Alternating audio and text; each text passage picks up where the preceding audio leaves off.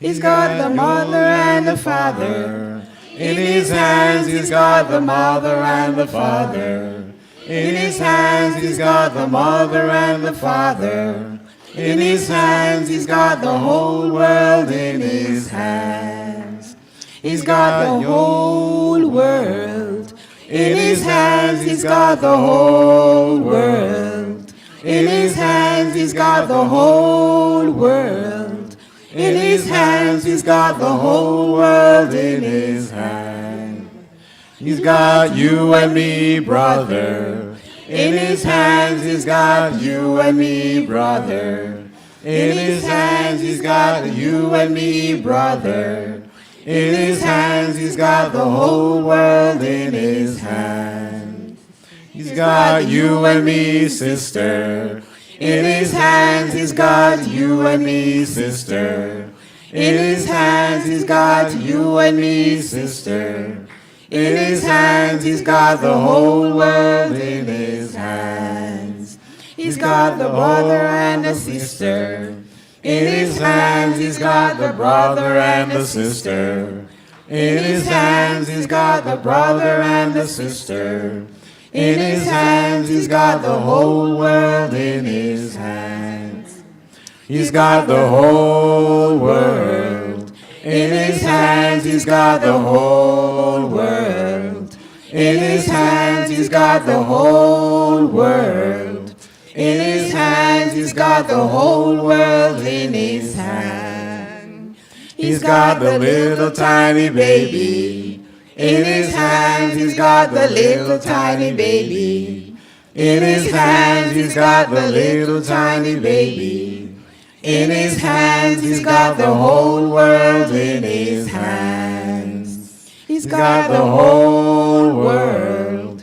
In his hands he's got the whole world. In his hands he's got the whole world. In his hands he's got the whole world in his hands. God has got the whole world in his hands. Amen.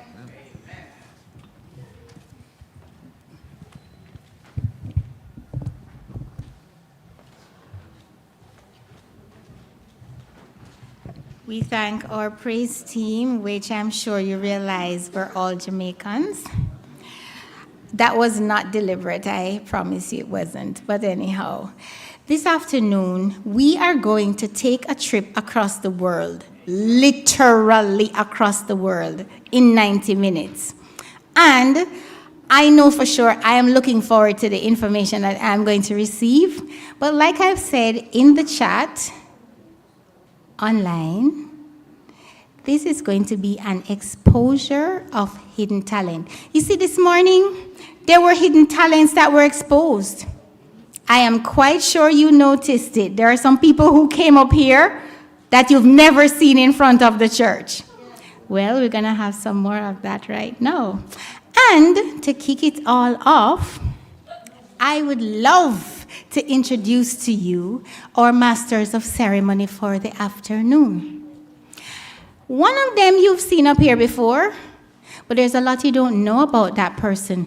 He's I was going into the vernacular.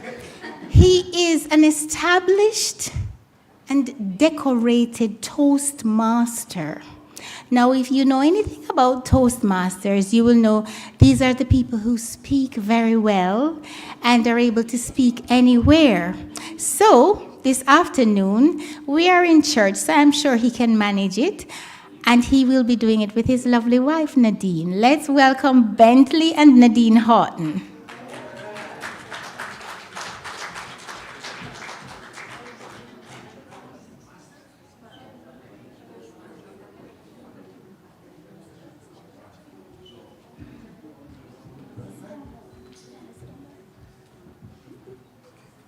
Also, the caliber is this. Oh, so we're going to start off by saying good afternoon, right? Yes, sir. Right. 1, 2, 3. You can get a mic. Thank you. Okay, let's start. Happy Sabbath, everyone. And for Happy those, Sabbath, everyone. okay, and for those of you who do not know, this is Nadine. She's my wife.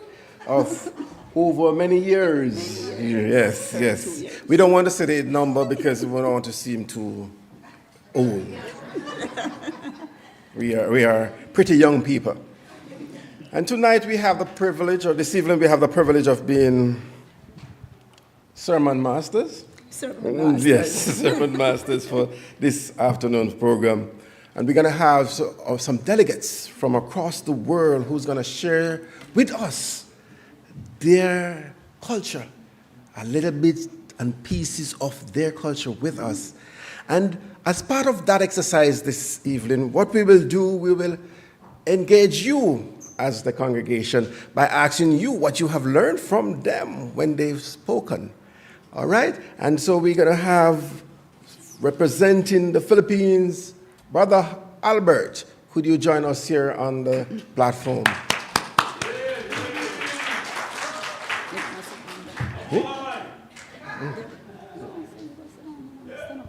No, we're going to sit down. And from representing Dubai, we have Sister Mary Jacobs. Dubai. That's a rich country, man. Oh, yes, it is. So we have richer people are among us. That's you. Yeah, come on up. I want you to join me. Bring your stuff along. We want you to have fun.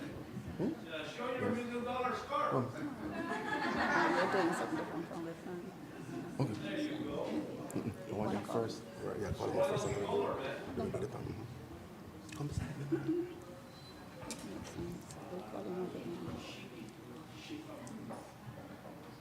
And we have Sister Shibis from India. Shibis, yes, from India. We have Ivory Coast being represented by Mayor. Kenya, Ruth. I want you all to join me on the platform here. Very nice.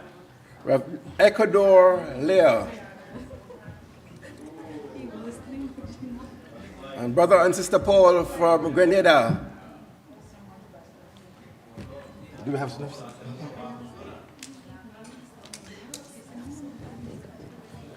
I'm gonna.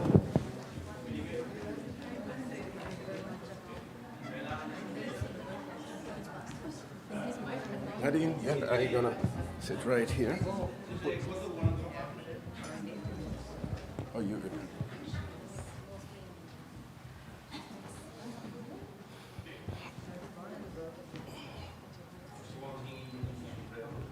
Okay, so Nadine, you're gonna sit right here. No, I'm gonna sit right here. Where is it? Take another mic.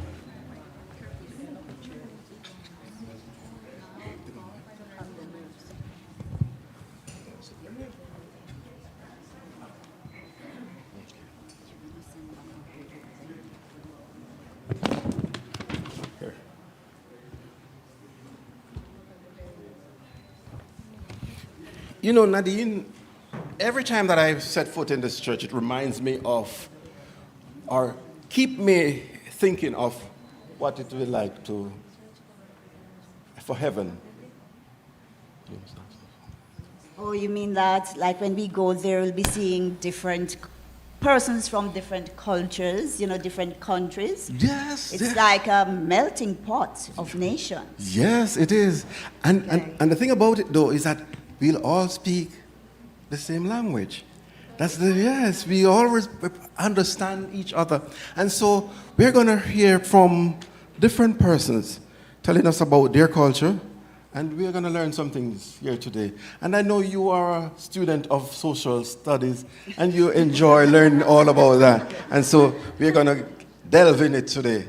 So I want to start with Ecuador. I think I like Ecuador.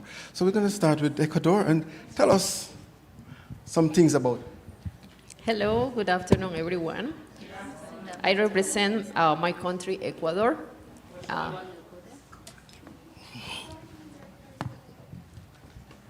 Please, can you put the pictures? Ecuador is a diverse country in northwest South America that is named for the equator line because it's in the middle of the world. We are bordered by Colombia in the north, Peru in the south, and the Pacific Ocean in the west, and the Galapagos Island, which is something very interesting in our country. The geography is divided into 4 distinct regions. We have the coast in the Pacific line. We have the highlands, which is a little colder. I'm wearing something from there. And we have the Amazon, which is close to Brazil and Bolivia, and the Galapagos Island in the west. The capital is Quito. It's the second highest capital in the world after La Paz in Bolivia. And we are largely a Spanish colonial center. The language spoken there is Spanish, and the minority speaks Quechua, like indigenous people. The country has a rich multicultural heritage from both indigenous and Spanish colonial influences. Ecuador is renowned for its biodiversity, which is most famously exemplified by the unique wildlife of the Galapagos Islands, a UNESCO World Heritage Site.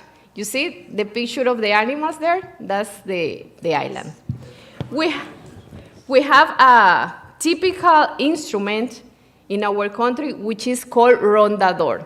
Now we're gonna hear the Far Beyond the Sun. It's a song played with this kind of instrument. And after that, we are gonna listen the 20 facts of Ecuador. Thank you.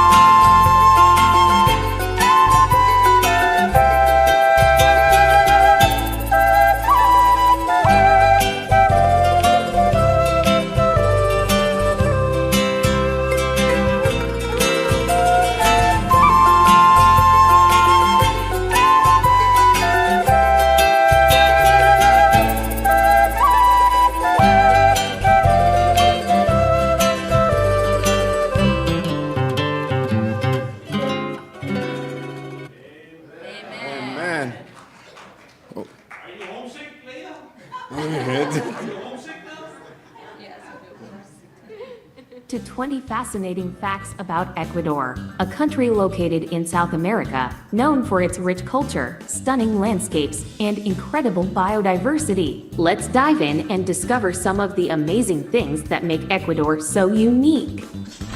Ecuador is the 4th smallest country in South America, but it's packed with diverse landscapes and incredible biodiversity. The country is named after the equator, which runs through it, and it's the only country in the world named after a geographical feature. The Galapagos Islands, located off the coast of Ecuador, inspired Charles Darwin's theory of evolution. The Amazon rainforest covers about a third of Ecuador's territory and is home to thousands of plant and animal species. Ecuador has 14 indigenous nationalities, each with its own language, culture, and traditions. The traditional dress of indigenous women in Ecuador is a brightly colored skirt, a blouse, and a shawl or scarf. The Quilota Crater Lake, located in the Andes, is one of the most beautiful and photogenic natural wonders in the country. Ecuador has one of the highest concentrations of hummingbirds in the world, with over 130 species found throughout the country. The city of Cuenca is known for its colonial architecture, cobblestone streets, and vibrant arts and culture scene. Ecuadorian cuisine features a variety of dishes made with corn, potatoes, seafood, and tropical fruits.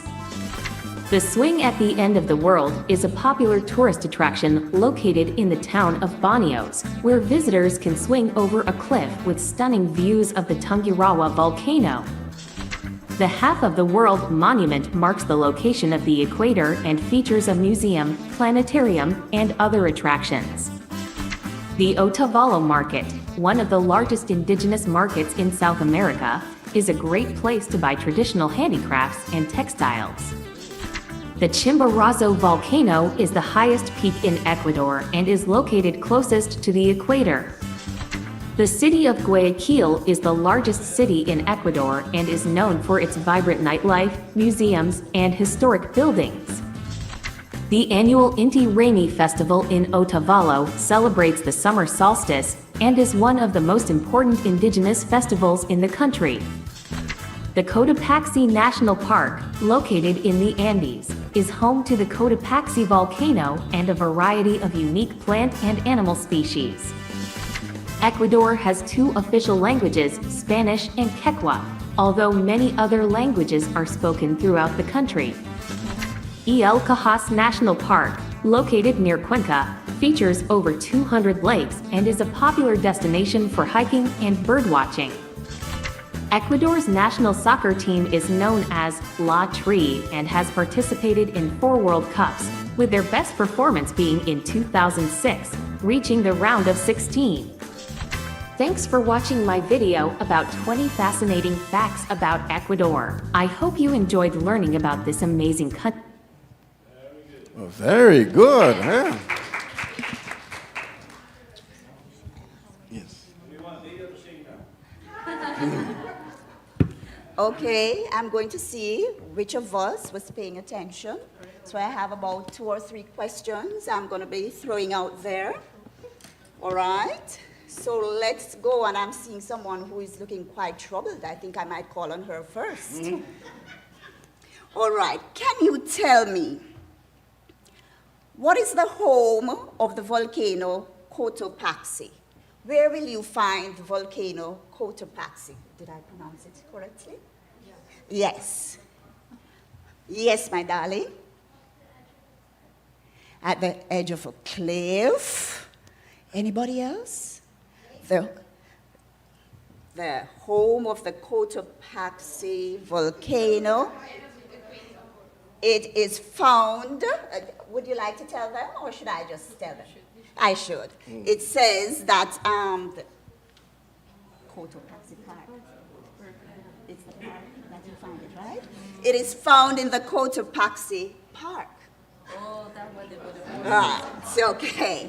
All right, how many nationalities will you find in Ecuador? 42. There's a 4 in there, but it's not 42. 14. Thank you. And the last question. There are 2 main languages. Spanish. All right, Spanish, which is the... That one. You are correct. Thank you. Brilliant. All right. All right. Yeah. Okay. Okay. You can go to the next. So next, we will have Brother Rodrigo Alberto sharing with us Philippines.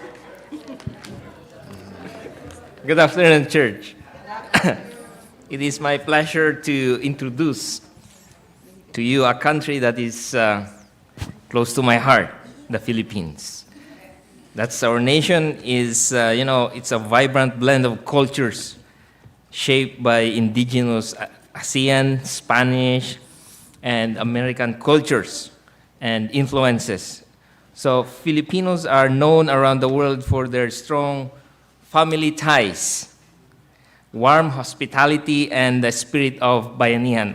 If you say spirit of bayanihan, what does it mean? It means that it is the joy of helping one another and working together as a community. But beyond our culture and traditions, the Philippines is also a land of breathtaking natural beauty, from world-famous white sand beaches and crystal clear waters to lush green mountains and scenic landscapes. It's truly a place where adventure and serenity meet.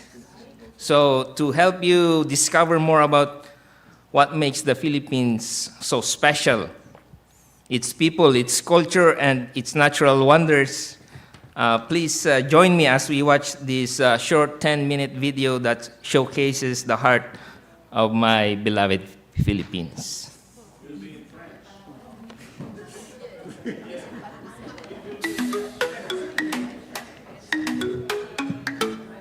This country has over 7,000 islands, making it one of the largest island groups in the world. Hello! Welcome to Open Tierra. Get ready to explore the enchanting Philippines.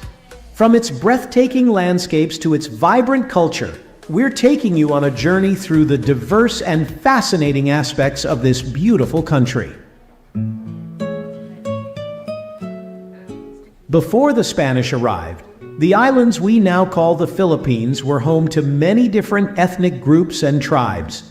They had their own cultures, languages, and ways of life. Some had organized societies with rulers and nobles, while others lived in small, scattered communities. Trading with neighboring islands and lands brought in new ideas and influences over the centuries. In 1521, the Spanish explorer Ferdinand Magellan landed in the Philippine Islands and claimed them for Spain. However, he was killed that same year in the Battle of Mactan while trying to colonize the islands. It wasn't until 1565 that Miguel López de Legazpi established the first permanent Spanish settlement in Cebu. 6 years later, in 1571, Manila became the capital of the Spanish East Indies colonial territory. For over 300 years, the Philippines remained a colony of Spain. During this time, there was resistance and rebellion from local Filipinos against Spanish rule. Towards the late 1800s, Filipino nationalism grew stronger. This led to the Philippine Revolution from 1896 to 1898, led by figures like Jose Rizal and Andrés Bonifacio. After centuries of colonial rule by Spain, the Filipinos sought independence. The Spanish colonizers brought their culture, the Catholic religion, and languages like Spanish to the islands.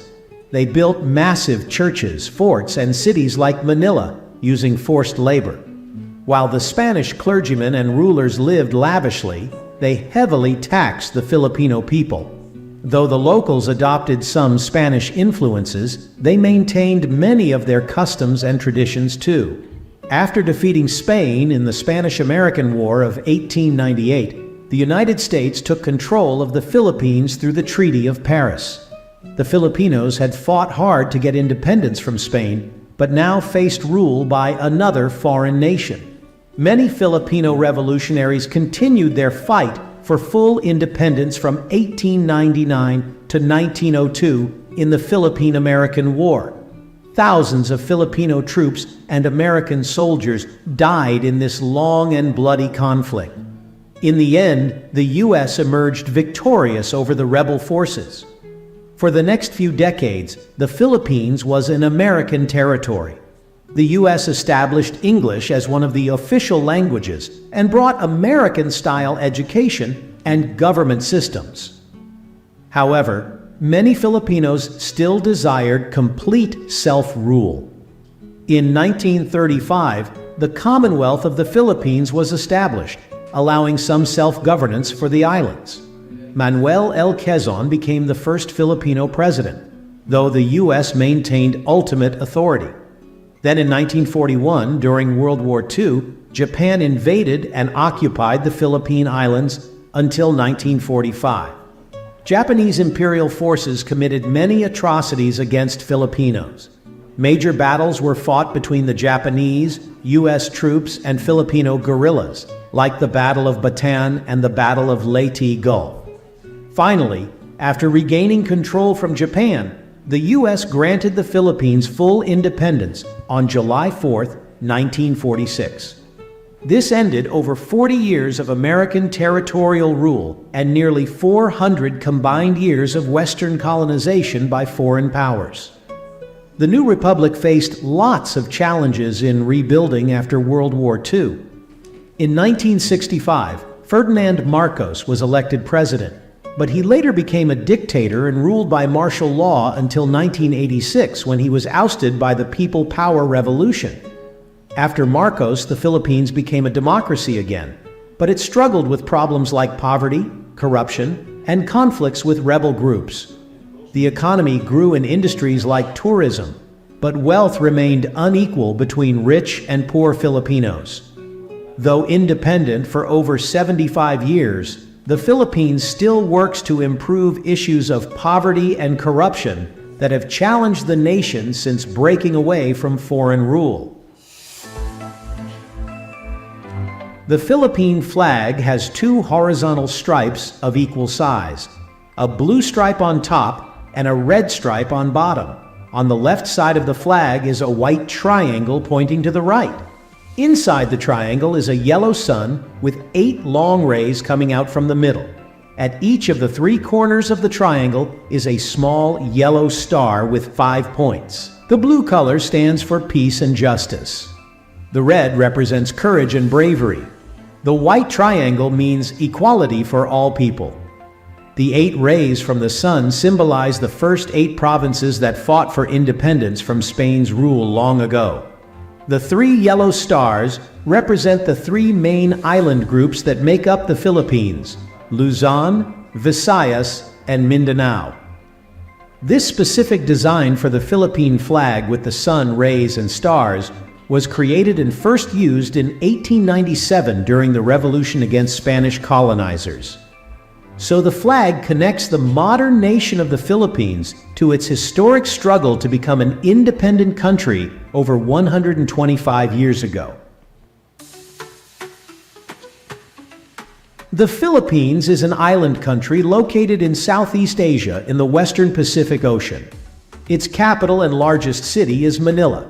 The Philippines is made up of over 7,600 islands, with the main islands being Luzon, Mindanao, and the Visayas Island Group. It borders the Philippine Sea to the east, and its closest neighboring countries are Taiwan to the north, Malaysia to the southwest, and Indonesia to the south. In terms of its size, the Philippines has a total land area of around 115,000 square miles, or 300,000 square kilometers. The climate in the Philippines is tropical and humid. Temperatures don't change much throughout the year. The average highs are around 82 degrees Fahrenheit, or 28 degrees Celsius, while the lows are typically around 77 degrees Fahrenheit, or 25 degrees Celsius. As of 2024, the total population of the Philippines is approximately 118 million people. The largest ethnic group is Tagalog at 26%, followed by Bisaya-Binisaya at 14.3%, Ilocano at 8%, Cebuano at 8%, and Ilonggo at 7.9%. Other major ethnic groups include Bicol, Waray, Kapampangan, Maguindanao, and Pangasinan. Around 18.5% belong to other local ethnicities. The most widely spoken language is Tagalog at around 40%, followed by Bisaya-Binisaya, Hiligaynon, Ilonggo, Ilocano, and Cebuano. Around 11% speak other native languages and dialects. In terms of religion, about 79% of Filipinos are Roman Catholic. Around 6% are Muslim, while other Christian groups like Iglesia ni Cristo make up another 7%. The remaining population practices other religions or has no religious affiliation. The Philippines has produced many talented and successful people who have made their mark around the world. One of the most famous is boxer Manny Pacquiao. Pacquiao grew up in extreme poverty but became one of the greatest professional boxers of all time. He was the first boxer to win world titles in 8 different weight classes. Outside of boxing, Pacquiao has been a senator and military reservist in the Philippines. Another very accomplished Filipino is Lea Salonga. She is a singer and actress who was the first Asian actress to play the lead roles of Kim in Miss Saigon on Broadway, and as the singing voices of Princess Jasmine in Aladdin and F.A. Mulan in Mulan. Salonga has won many prestigious awards like the Olivier, Tony, and Grammy Awards. Bruno Mars is a popular American singer-songwriter who was born and raised in Honolulu, Hawaii, to a Filipino mom. Some of his biggest hits include Grenade, Just the Way You Are, and Uptown Funk. Mars has sold over 200 million records worldwide, making him one of the best-selling music artists of all time. In the world of fashion, Monique Lhuillier is a very successful Filipino designer. She was born in the Philippines but raised in the United States. Lhuillier is best known for her elegant bridal gown designs worn by many celebrities on their wedding days. From boxing to singing, music, and high fashion, these 4 talented Filipinos have achieved greatness and brought pride to the Philippines through their accomplishments on grand stages worldwide. Their stories inspire many to dream big. If you enjoyed this video on the Philippines, you'll love this next one. Oh, thank you very much. Nadine, your turn. It's my turn. Yes. Okay. That was very interesting. And I know that all of you here will be answering my questions that I'll be asking, right? Okay.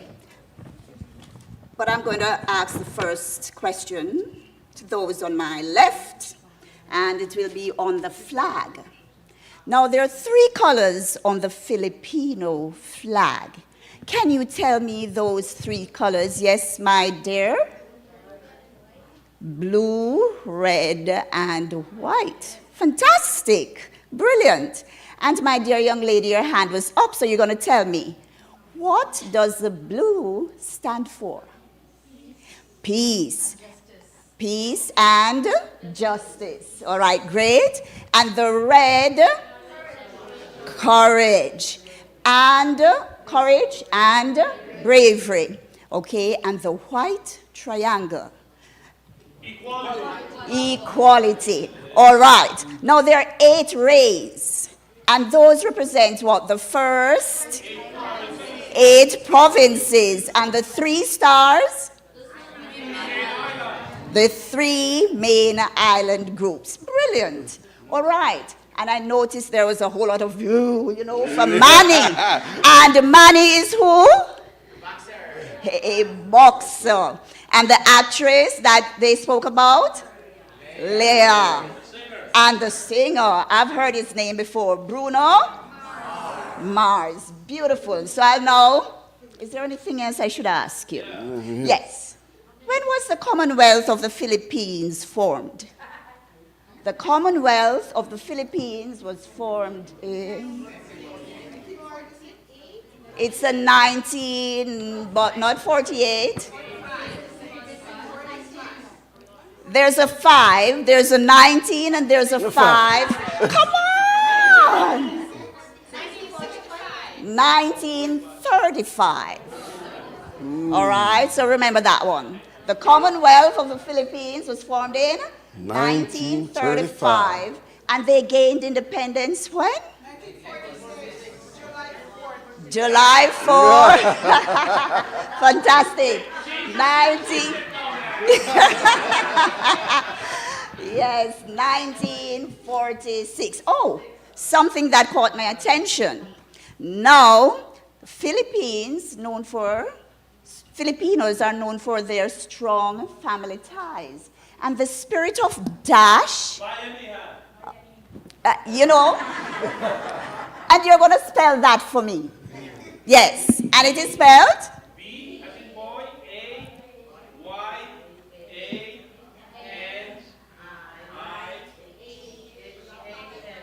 All right. Thank you. Fantastic students. Over now to Mr. Horton. All right. So, I had something on the so map. we have been to Ecuador and we have been to the Philippines. Now we'll just travel down to the Ivory Coast. Yes. How do you say in French? Yes, so it's Côte d'Ivoire. Côte d'Ivoire. Côte d'Ivoire. So, apologize. Apologies. Translate the name, but now we don't want them to be translated. People have to learn to say. Yes, Côte d'Ivoire. Next slide, please. So, yeah, next. Oh, thank you. Yes, so I'll start with the flag and then go into the country and the story of the church, the Seventh-day Adventist Church in Côte d'Ivoire. So this is our flag. It looks like the Irish flag or the Indian flag, but different. The stripes are different. So the orange stripe represents the savanna. It's an agricultural country, so there's a lot of farming. So that's the first stripe is the orange. The savanna's fertility, back to reference to agriculture. The white stands for peace and harmony, and the green is for the forest because it's also tropical in the south, and the forest and the hope for a prosperous future. Natural resources, so we have gold, diamonds, manganese, and oil in Côte d'Ivoire. So we are producing for the country, but we are also exporting for revenues. Also, something that people may not know is the top producer of cocoa. So there are a lot of chances that what you drink here in Canada might come from Côte d'Ivoire. So it's the first producer of cocoa. And yeah, so it's very important. There's a lot of people who live from producing cocoa, and the country also produces coffee. We're not the first for coffee, but they also produce coffee, palm oil, rubber, and cotton. So remember, top producer of cocoa. And it's a very young population. Right now, it's estimated to be 33 million. But to give you an idea, it's like average population, the average age is 21 years old, just to show how people are young. Yeah, the median was 18 years old. Yeah, so the population is very, very young. And they live, most of them live in the cities. So what you see here, it's called the Bay of Cocody. It's one of the neighborhood. Okay, so this one is the 5th bridge. So they've just finished building it this year. Yeah. Okay, so ethnic and diversity is a very diverse country. So there's like 60 ethnic groups. The pictures you see on screen, these are the people really from the north of the country. So if I had to wear my traditional, it should look more like what you see on the pictures here. These are the Senufo people. So this is the ethnic group of my dad. Next time I can do Cameroon for my mom. So this time we stay with my dad. Yes, and French is our common language, but every person will have their own specific native language. But everything that is administration, school is in French. So depending on where you go in the country, the dresses are different, and also the food will be different.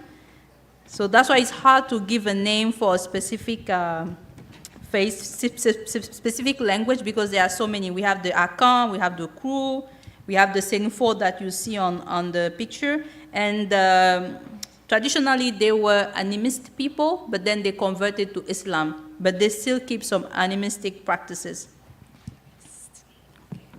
So over 60 ethnic groups in the same country. Actually, the countries were just made up by the colonizers. They did not look at, oh, this is your village. No, they cut the way they wanted to do it. So you will find some people, sinful people in Mali, in Burkina Faso, neighboring countries, because it's just the same ethnic group, but they were just cut by borders. Okay, so I put a link here, but we're not going to watch it. So now back to the church.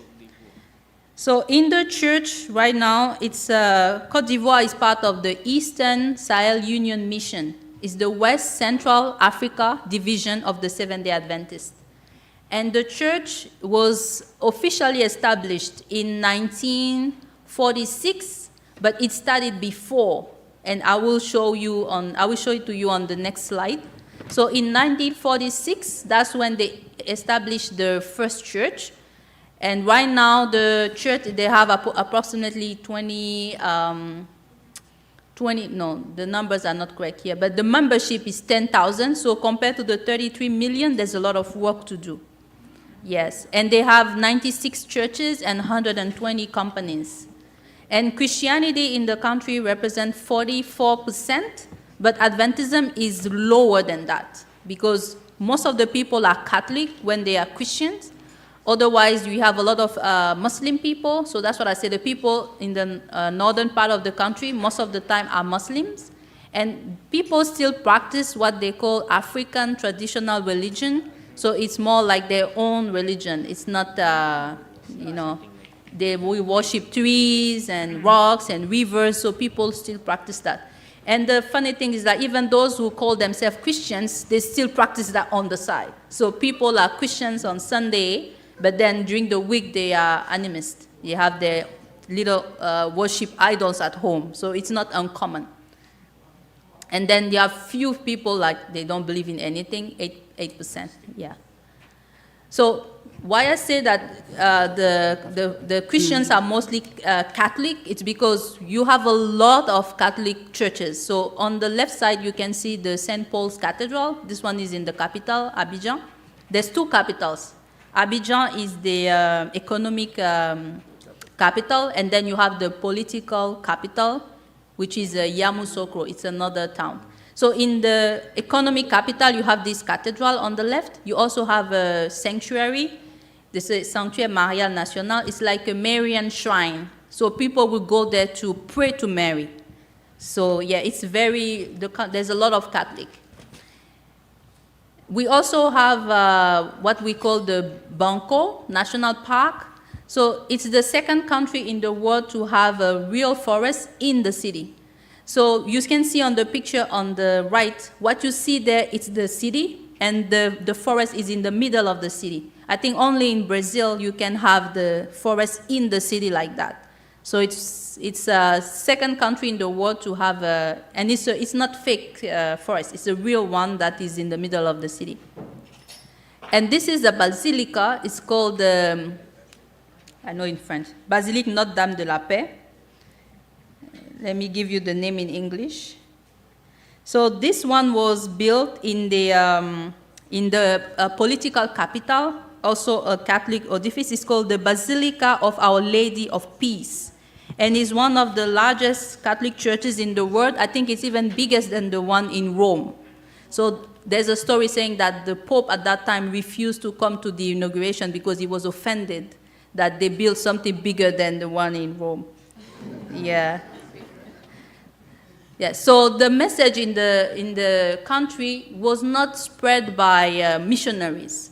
It actually started with the local people who were traders, and they went to Ghana to do their trade, and they learned about the Seventh-day Adventist Church message in Ghana, and then they brought it back to the country.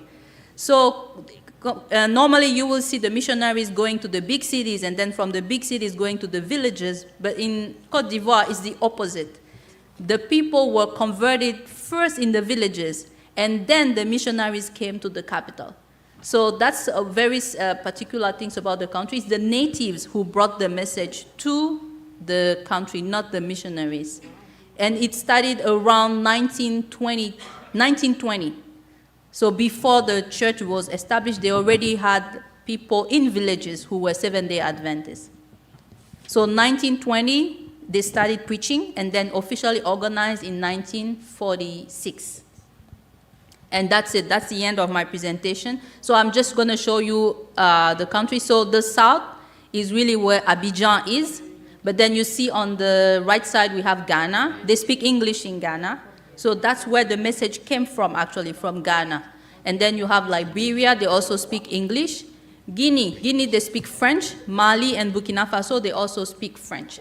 And then you see the Atlantic Ocean at the bottom of the map. And I think that's the end of my presentation. Yes, we have, in the West and Central Africa Division, there's 4 universities, but there's no university in Côte d'Ivoire.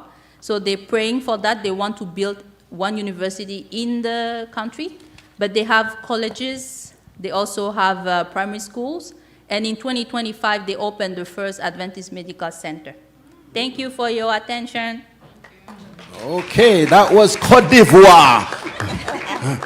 And over to you, Nadine. Okay. Exactly. Côte d'Ivoire. Côte d'Ivoire. Côte d'Ivoire, and that's for Ivory Coast. Côte d'Ivoire. Okay.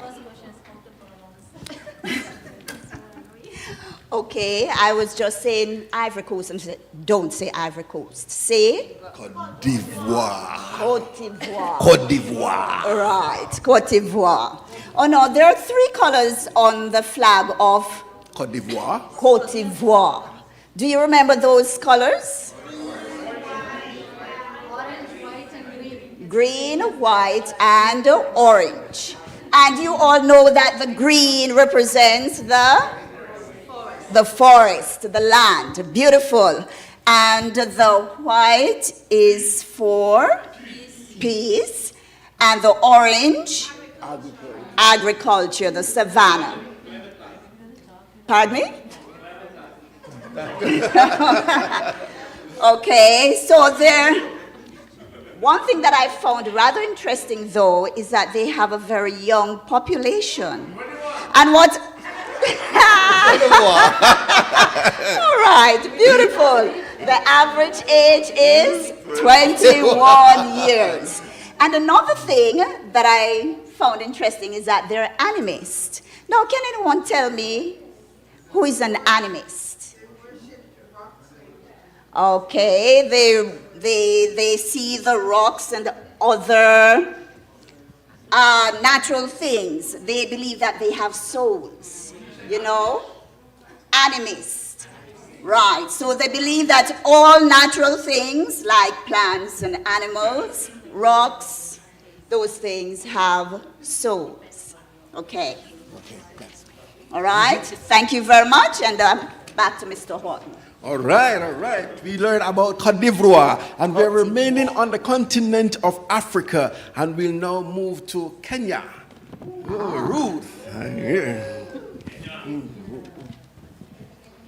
I know for Kenya, I don't know if you Hello know there. what Kenya Welcome is. to a quick presentation of fact. So for Kenya, I just wanted to give you a little question. Anybody knows what Kenya is known for, mostly? Kenya? Yes. Long distance. Yes, long distance. Yes. Yeah. Yeah, so that is one of the main why we are known. Kenya is known, and another one is also that we are known for, yes, the Maasai. That's one culture. If I was to dress like the Maasai, it will take me like 1 hour because we are. Yes. And also we have a lot of natural animals, wild animals, and all these things. We can use them to show God's creation and how God loves us. And in Kenya, we have people who are very loving. We are so friendly to everyone. So we use that to show people about God's love.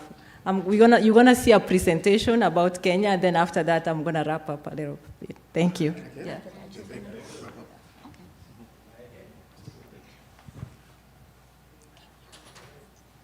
Hello there. Welcome to a quick presentation of facts about Kenya. Kenya is located in the eastern part of Africa. The capital city of Kenya is Nairobi.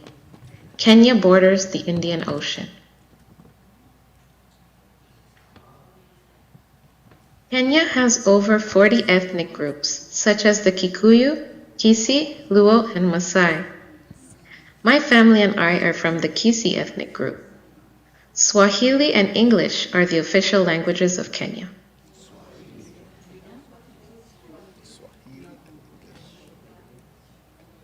Kenya has unique animal species such as African lions, elephants, giraffes, and black rhinos. Kenya is a beautiful country. Masai Mara is a famous game park in Kenya. It is notable for the annual wildebeest migration. It has large populations of lions and elephants. Kenya is a major tourist destination because of its diverse landscapes and wildlife. Kenyans are also very welcoming people.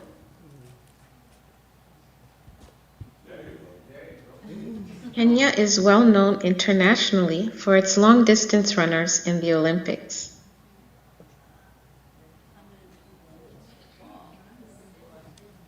Thank you for watching this presentation of facts about Kenya. See you next time. So that is all about Kenya. There's more, but if I was to speak, it would take me a whole day, but that's a little about Kenya. Thank you for listening. All right, and since she made it quite short and spicy, I'll do the same.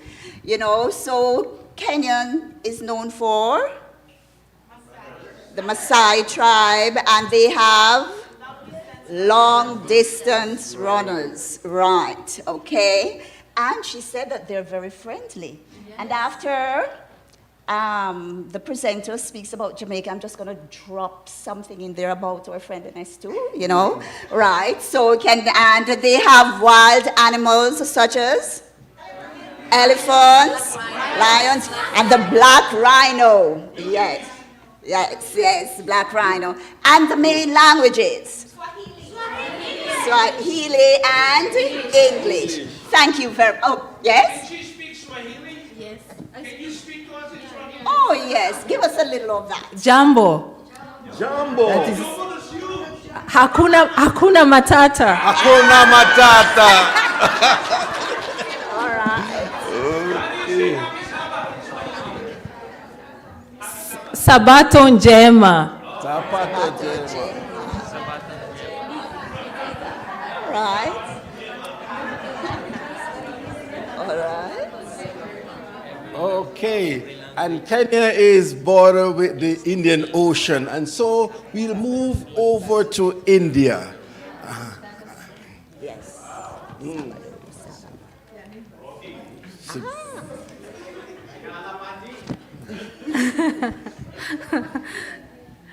Okay, welcome to India. So, as you all know, India, we all think, I know because we know we have a lot of Indians in Canada here, especially in Brampton.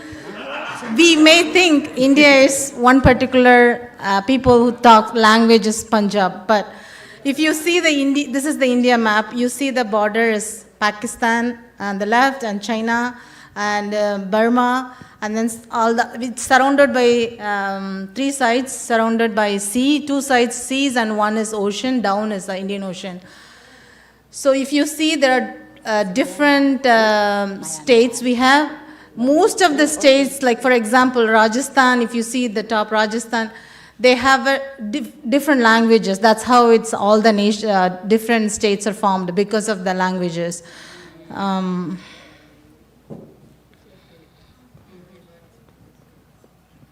It works? Yeah, okay. So So as I said, like India is like different weathers because it is actually its equator is crossing in between the India. So you see north side of India is cold and south side of India is warm. Where I am from is from south part of India. So where it's warm, by the color you can see the darker skin represents the south side of India, and where you see Punjab and all, they are from north side of India. You see they are fairer because of their it's the temperature. It's a cold because they are near to Himalaya. Himalaya is in the northern side, which borders the China and Tibet, and we are down in China, India. So it has a range of climates and landscapes. It has the Himalayan mountains that everybody knows. Like who's not having Himalayan salt? But how many of us know it's really from Himalaya? Those Himalayan pink salts. Okay, so in the north, and also, do you know there is a desert also in India? Even though the Mount Everest is there, it's very chilly, but then we have a desert as well. And you have a Sundarbans. Sundarbans is natural wild sanctuary. It's almost spanning around 10,000 kilometers square. It's a very big forest, and there is another forest called Gir Forest, where there is Asiatic lions, which is only available, which is only found in one state, which is called Gujarat in India, that is where our Prime Minister is from. Okay, so it is a vast temperature. Where I've never seen snow. Snow was very new to us when we come to Canada. So in the beginning, we really enjoyed snow in Canada because our temperature is always like warm temperature, kind of maybe like 20 degree to 40 degrees. So that's our temperature. So 20 is low, which will be in the December time. So you see the desert, which is the Rajasthan. The name of the desert is Thar. And India is actually a land of many wonders, and there are lots of, you see there are 22 official languages, okay? Don't say next time Punjab is the only language, okay? Okay, people say Hindi is the national language, but not everybody know Hindi, but then English is actually one of the official language everybody knows, most of the knows in India. Because the reason is, same like how we heard about Philippines, so India also was ruled by British for almost 200 years, I think from 1858 to 1947. So 200 years they ruled India, and because of the wealth, gold and all the wealth in the country, that's how they ruled India.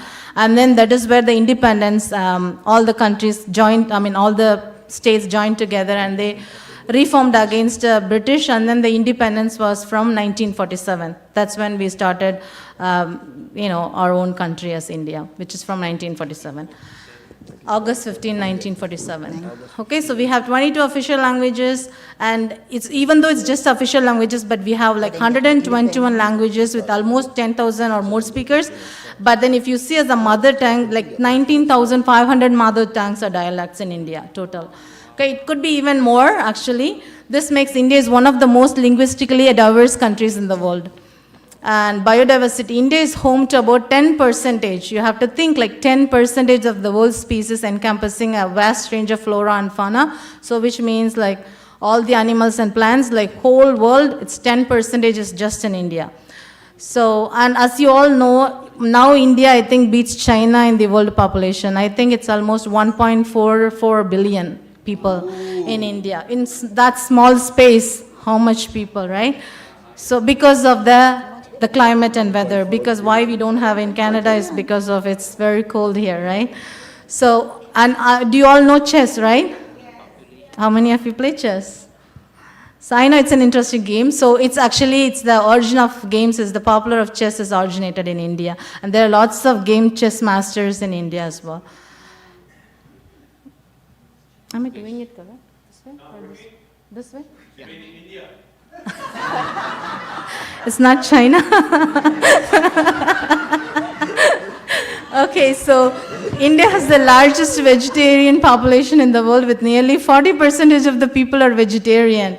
Okay, so we all use the word shampoo, so it comes from a word called, even I don't know, so I was like interested, I was thinking to put about flag and all, I think it's all, we all know we can found it, but some of them, this was interesting for me too. Shampoo is the name, it comes from the Sanskrit word shampoo, and that's how this word originated. Like it means massage.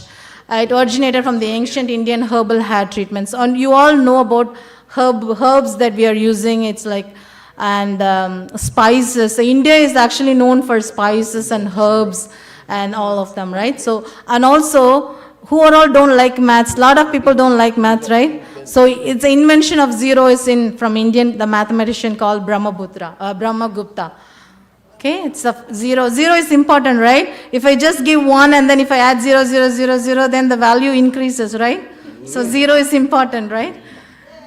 Okay, and there is a pass called Mingla Pass. This is actually, it's in the north side near to Mount Everest. It's the highest motorable road in the world, sitting at an altitude of 19,400 feet. By seeing itself, I feel like I'm a giddiness, like, oh, I can't drive that kind of thing. If I see this, it's very scary to see. But there are lots of people, travelers coming to this place just to enjoy the motorbike rides there.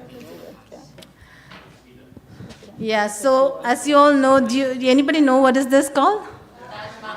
Yeah, it's a beautiful place. It's a Taj Mahal. It's actually a symbol of eternal love, they're saying, as a masterpiece, because it's Shah Jahan who built for his wife after she died. Her name is Mumtaz, yeah. So it's actually one of the 7 wonders. Taj Mahal is one of the 7 wonders because of how it was constructed and all this. So it's a UNESCO World Heritage Site. And I want to include about how, Mai said about the Adventist. So some people think that India is actually majority of the people from India is like Hindus. And then it's Muslims, then only Christians. But even in Christians, mostly Catholics are white. Adventist is less, but still, like I was very proud to say I am born Adventist as well from back home. So it means that Adventist is reaching to the world where even the Hinduism is still the dominant. It's not only Hinduism, how they said Kenya and all, or even she mentioned, right, like how people, they even if they see, for example, even they have a temple for snakes. Do you all anything they say which is scary, they have the temple for sun, temple for snakes. There are different temples for anything, like if they see something, it's just scary, I think we have a temple. So that kind of country we are from, that we have lots of Hindu temples, but thank God that God is, we are deviated by seeing all those kind of things. But it means that still there are people, the world has to still to go to those kind of people as well, right? So Spicer Adventist University is probably a lot of them know, a lot of pastors are from that university. It's a Seventh-day Adventist institution of higher learning in Pune, India. It is considered as a church flagship provider of higher education in India. And I also studied in Adventist school. There are multiple of Adventist schools in different countries, different states, and different cities as well. And this is about India, but where I am from, it's actually south of India, from Tamil Nadu. That is why we speak Tamil, and my state name is Tamil Nadu. And a lot of people, by seeing me, they always ask, are you from Sri Lanka, right? So, but no, we are from India. And still some people don't believe, but I'm from India, called Tamil Nadu. Do you know some famous people from Tamil Nadu?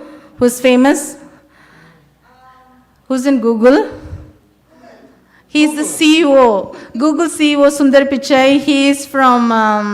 if you see a name called Madurai, he's from there actually.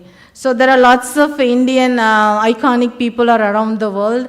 Tamil Nadu is famous for IT, like a lot of people working in US, Canada, they're from information technology they're working in. And if you see, we are surrounded by like 3 seas, and where Subish is actually from very, very down, like the bottom, that's where we are from. It's called Nagarkoil, Kanyakumari. That's the 3 seas where it meets actually as well. So as you all know, I was thinking to add some videos, but I thought it's still Sabbath. I don't know if I can, because most of them are representing the gods or the other goddesses, so that's why I don't want to include the videos. But if you have a time later, you can just see how the Bharatanatyam, it's a classical dance from Tamil Nadu, it's called Bharatanatyam.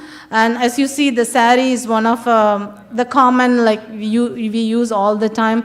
And the Pongal is the festival that we celebrate as a harvesting festival, which is called Pongal usually in the month of January. So, yes, and there are lots and lots of temples. But then it's not just, we never go to temple to worship, but just to enjoy the sculptures. There's some very nice sculptures. This is one of the temple called Bragadishwara temple. It's the height of the temple is 216 feet high. It could be they built around 100 years ago. So without any technology, how they would have built this. So if you see lots of temples, it's really mesmerizing because it's really, really nice. It's huge to see it. And there's a statue called Nandi. It's one granite stone how they built. It is also a UNESCO World Heritage Site. And another one of the important thing from Tamil Nadu is medical hospitals is excellence. There are lots of people from India and even from other countries. They come to Chennai just for the healthcare. They even say it's the health capital of India due to its large number of hospitals and medical tourism. And CMC is called Christian Medical Mission. It's not an Adventist, but it's a Christian Medical Mission, which is in Vellore, Tamil Nadu. It's a top-ranked institution for medical education, healthcare, and also the first open heart surgery, which is first successful surgery for closure of an arterial and ventricular septal defect, and kidney transplant, and starting the first nursing college. So universities and medical hospitals are famous in Tamil Nadu. I'm almost done. And as I said, like our place is at where the red is, which is where we are, which is at the south. See, we are very near to Sri Lanka. So yeah, we are almost in the sea, correct. This is where from my left, it's actually Bay of Bengal. This one is Bay of Bengal, this is Arabian Sea, and down is the ocean, Indian Ocean, where it's connecting the other countries, right? So this is, if you see, it's not very clear. If you see a video, it's nice actually. There are 3 seas actually, it's meeting here. If there are 3 seas, I'm not saying it's not, it might be combining very slowly, but you see the color because of their density and then their temperatures and all this. So it's a very beautiful sight to be. Every time we go, we always go and visit this place. Even though we are visiting every time, but we still go because it's a very nice place to go. Yeah, this is all about India. Even it's like, as she said, we can talk days and nights about all the countries because we know it's our country. But I just found few clips, so it's going to be interesting for you. Yeah, that's all. Thank you for listening. Awesome. Nadine, over to you.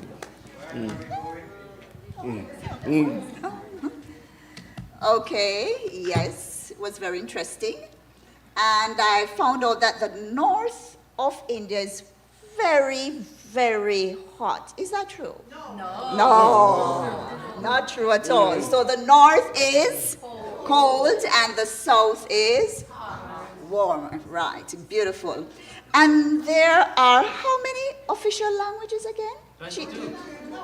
22 official languages, and English is not one of them, right? Can I Yes, English is. I forgot to say something. I want to say something. Sorry. No problem. We say, do you all hear this, how you say in the flight? You would have, if you go to the Indian air flight, somebody would have seen how they say. We say anytime we say, hi, how are you? We always say like this. In Hindi also we say namaste. Namaste. And in my language we say vanakkam. So that's how vanakkam means we are welcoming you. That I was thinking to say it and I forget it, okay? Namaste is welcome? Yeah. So vanakkam. Vanakkam is Tamil. Vanakkam. Namaste is Hindi. Vanakkam. I can't call any of them. All right. I would be question. If I should ask, why is it that such a large percentage? Why is such a large percentage of the population vegetarians? It's because they think that the life form is very sacred. Much. Okay. All right. So she said that there were, I think, a number of things that were started in India. And the shampoo is one of them. So it is from the word shampoo, right? Something like that. And what does it mean? Massage. All right. And also she said that the number 10 was invented in India. Is that true? Zero. Right, zero. You have one, but what I meant to say was, it doesn't matter how many zeros there are, it's still Zero. Okay, all right. And what percentage of the population is vegetarian? 40. And do you think you could tell me why this is so? Do you think? Rich vegetation, she says. Anybody else? The religion, the major religion, Hinduism. Right, because they think that all life form is very sacred. All right? Yes. Okay, beautiful. And what mountain? She named one mountain. Mount Everest. Yes. Oh, and the Taj Mahal. What is it a symbol of again? It's a symbol of not just love, but eternal love. All right, beautiful. You're all listening. And she spoke of a Seventh-day Adventist University. Spicer. We have a very brilliant student over there, you know. All right, thank you very much. All right. So now we're going to move from the warmth of India and we'll dive down into the Caribbean and we'll start with Grenada. Yeah.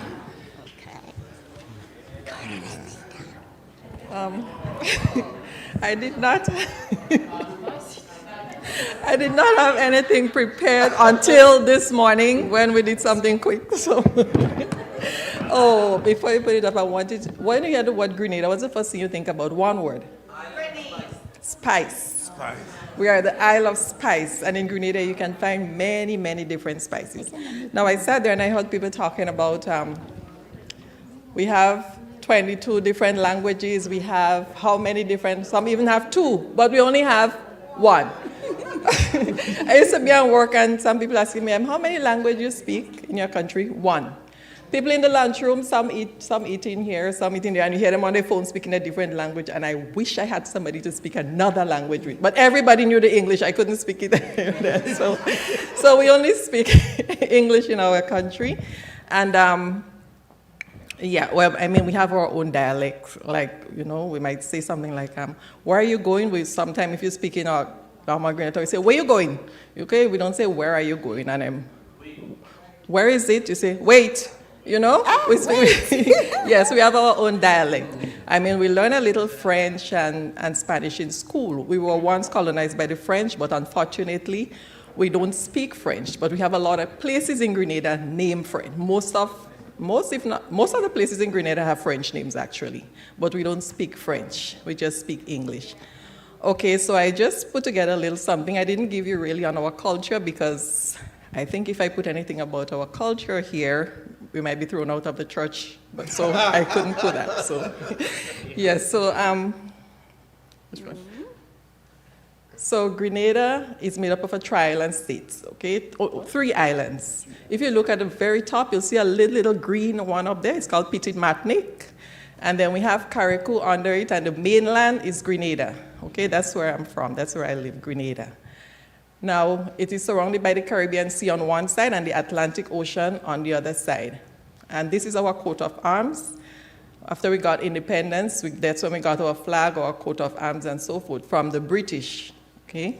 And on the coat of arms, it says, ever conscious of God, we aspire, build, and advance as one people. Now, sorry? Go back. Oh, the agouti and the dove, the Grenada National. No, that's not the Grenada National dove, but that was a bird before. Agouti. You sure it's the agouti or the amarillo? Amarillo? The armadillo. Armadillo. Petit. Armadillo. We call it tattoo. Okay.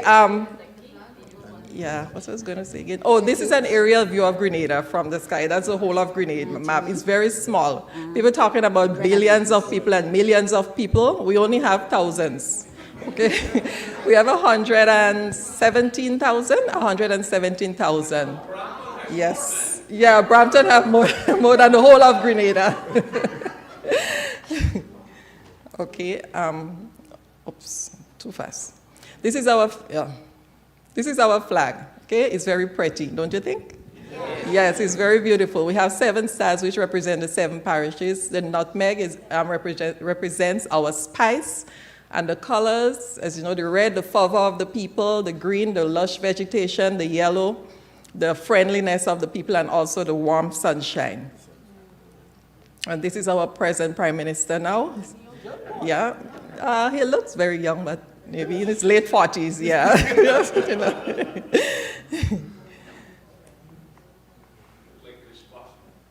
Oh, this doesn't want to work for me. Okay, this is our national bird. It's called the Grenada dove, or the scientific name, the Leptotila welsey. Yes. There are not many of it left in Grenada anyway. It's an endangered species. This is our national flower. Do you know this flower?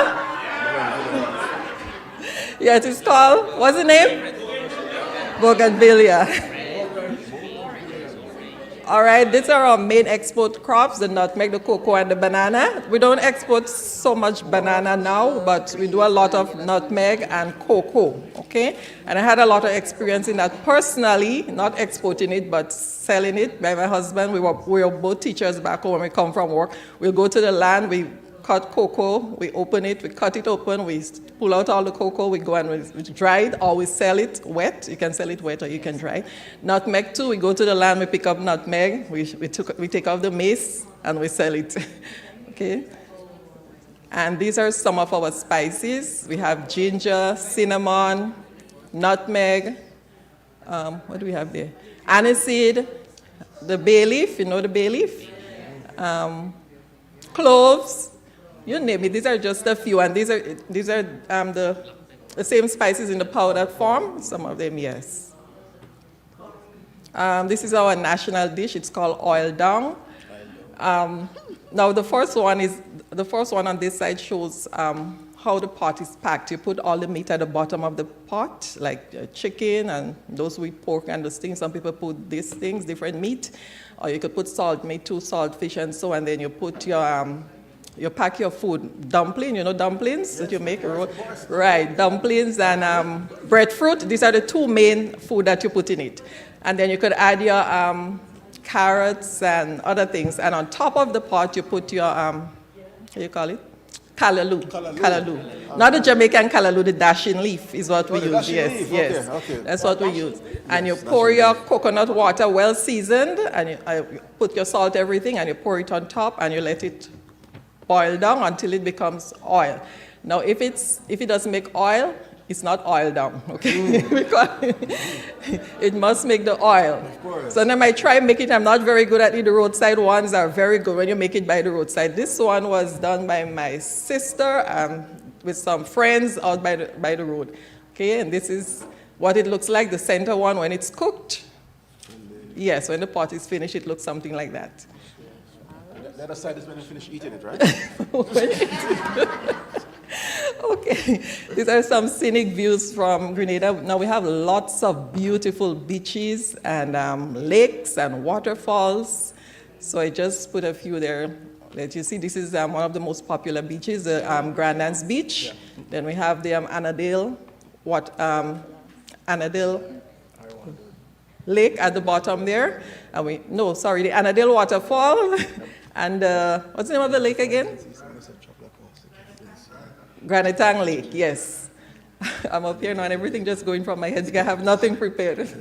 Okay, yes, we have a lot of other beautiful waterfalls too. We have one they call it 7 Sisters because it falls down 7 times, 7 drops. We have a beautiful one in my parish called the Rainbow Falls because the rocks are the colors of rainbow and it looks really, really nice. Okay. And this is one of our underwater sculptures that we have. A guy from, I think his name is Jason something, from a British guy that did this one, and we have other sculptures too, but I just put up this one, so you can see. So when tourists come, they usually do go snorkeling and so, and they look at some of the sculptures, and so we have. Okay, the capital city, St. George's. If you enter into St. George's, these two, where you're seeing all the waters, this is what we call the Caranage. You can walk along. The sea is right there. You can walk right around from one end of the Caranage, go all the way on the other side, and you're just walking on the wall. The sea is right there, and the road is right there. So most of our buildings and so were first built close to the coast, okay? And the other picture is more inside St. George's, like this. You see, this is more inside in the city. These are two of the roads, places inside. I didn't go too much into the. Now, these are our Grenadian people, most of them in our national wear. We wear it around Independence time. Independence is the 7th. We got independence on the 7th of February, 1974. And these are some of the people. 1974. And these are some of the people in the national wear. The colors, red, green, and yellow. Now, I tried putting it on this morning, but I couldn't find a green skirt or anything green. So I just used red and yellow. And this one. National pride. They were hoping I didn't have anything with it. I just had to put, I couldn't resist. These are Onika, Pedra, and Onaya when they were small in the national way, around Independence time, when you go out there with your flags and you wear your national colors. And this one is my husband and myself. We came from church. You can't see it, but he has a green shirt. I had the red. It was an Independence time. I had the red and the yellow. Okay, yes. And a little bit about Adventism in Grenada. It began in 1892 with the arrival of the first missionaries, but the Grenada mission was officially established on January 19th, 1983. And the Grenada Conference was officially established on July 23rd, 2003, so we're not that old. The membership, Adventist, as of June last year, was 13,779. Well, I guess it's more now because there were crusades and other evangelistic series. And we only have 46 churches in Grenada. Okay. And that's it. And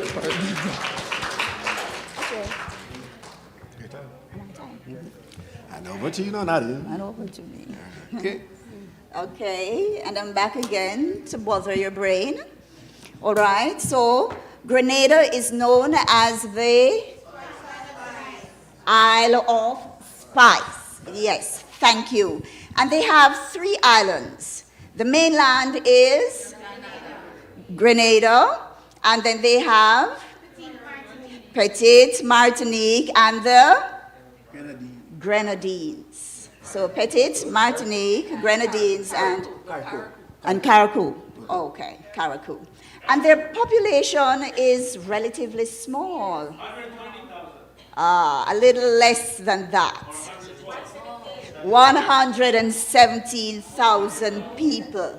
Yes, beautiful. And the national dish, all down. And the national bird is the dove.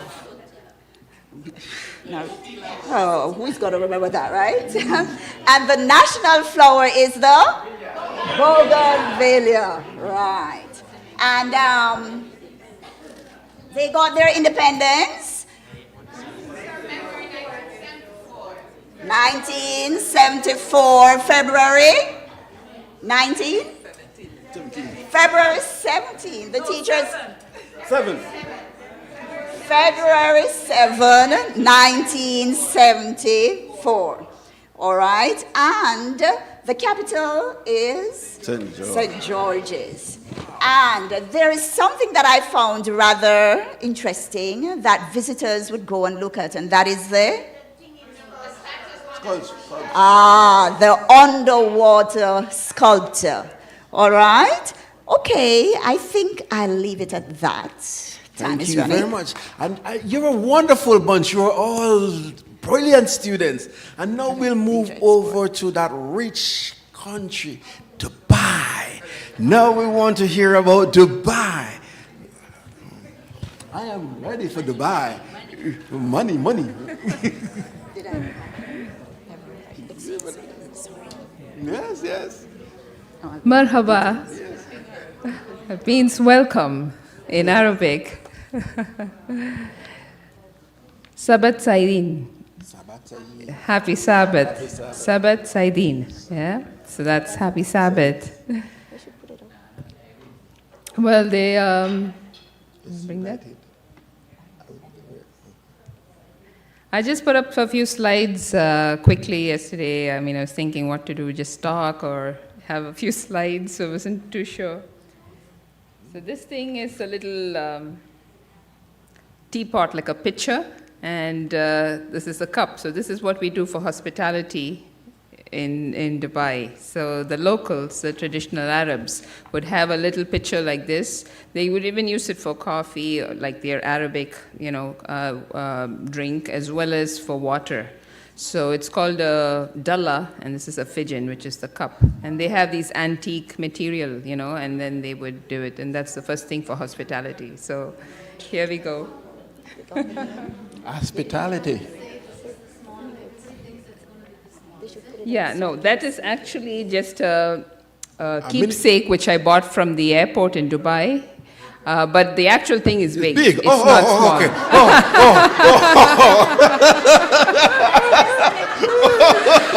So that's a little keepsake which I keep on my display table. So there we go. So that's one. I don't have a slide of the flag, so I'll just explain the flag with the actual flag. So this is the flag. The green is the top. Similar colors to some other Middle Eastern states and countries. So this is the flag of UAE, and the green represents prosperity. Prosperity, green. Yes, the white represents purity. Purity is for the white. And peace, purity and peace. And the peace. And the black represents strength, dignity, and the defeat of enemies. Oh, defeat of enemies. Black. So, and the red stands for courage and bravery. Red is courage and bravery. So it's slightly different with the Philippines flag. They have the blue, which represents the peace, whereas here it's the white. Yes. Difference, and because we have it as purity.